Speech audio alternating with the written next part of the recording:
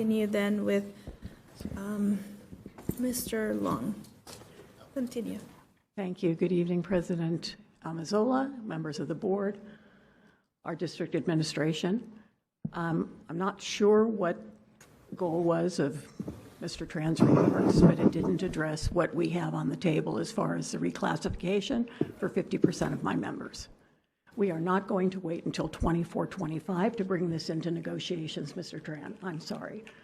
We have looked at the way this board and this administration has chosen to spend district funds. Everyone in the community is looking at the decisions that you're making and thinking that you are not spending our money wisely. We started talking about reclassifications for all of our members over a year ago.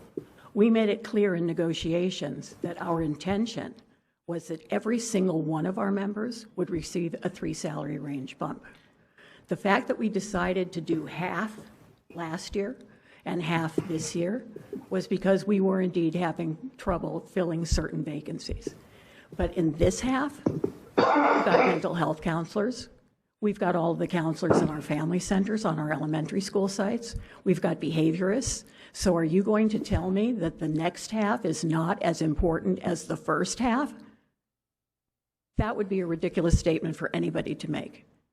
And we are not going to wait another year to get what we should have gotten at the same time we got the first half done last year. Now, there have been plenty of people that have spoken to this. And I spoke to it 2 weeks ago at the board meeting. And I asked for your commitment that when this came up to you, that you would approve it.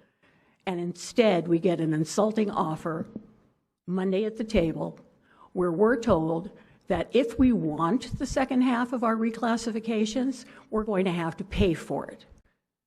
So we're going to have the cost of the reclassifications deducted from the 8% that the teachers would be given so that we can pay for our own reclassifications and take 5 maybe, 4 maybe on salary. You have got to be kidding me that you actually thought that this was something that we would accept and that we would agree to. I took one look at it at the table and said, there's no way we're agreeing to this. You have to make the right decision, and people are starting to notice. Even your administrators in the district are starting to notice. I'm going to read a copy of an email that I was CC'd on today by one of your directors. I understand that you have hit a speed bump with ACE negotiations. I would like to address the subject of reclassification. As you know, I have 4 employees. I won't list the employees. You might be able to figure out who the director actually is, that this impacts. They were understandably upset when the rest of my department was reclassified earlier this year, and they were not. They felt forgotten, overlooked, and unappreciated. The fairness of this had a negative impact on their morale.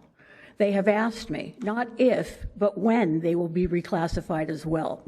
I don't have anything to say to them other than to contact Debbie Hamme, who is copied here, and talk to her about the negotiation process.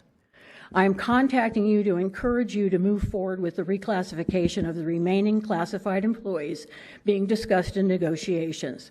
We talk about the morale of the staff, all of the staff, not just a handful or a department or a location.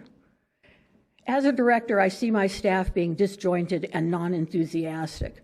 I truly believe that if these last people in my department were reclassified, because they have key positions in my department, they will be lifted up and shown that district sees them and their contributions to the department and the district. Their attitudes can spread to the rest of the staff, and I believe this can only have a positive impact on my staff overall in the coming school year. Reclassification, along with the proposed raise, will do wonders for all staff. It will also be very helpful for hiring. Our hourly rate is low when compared to neighboring districts.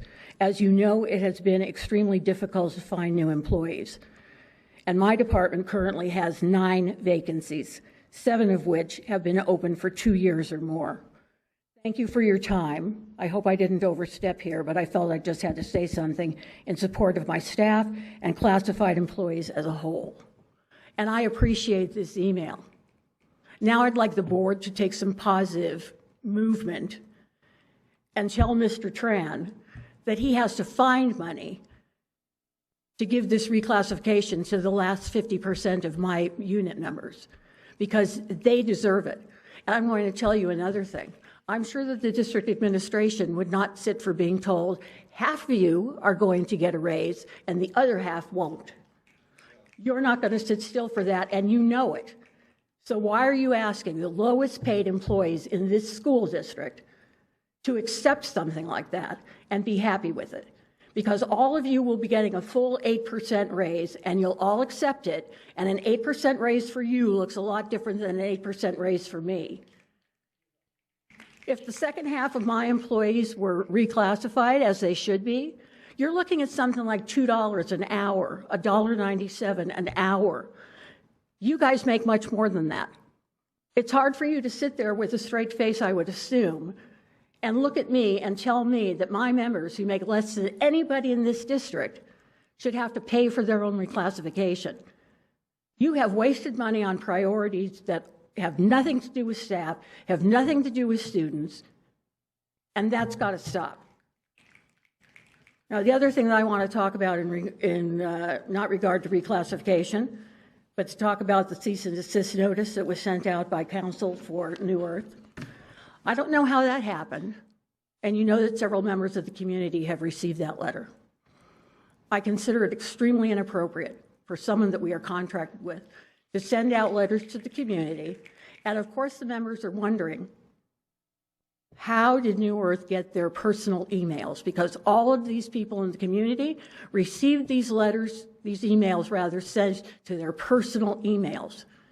And all of them think that the board, who has heard from them repeatedly on different issues, has gone as far as to share their personal email addresses with New Earth. And I hope that that is not the case.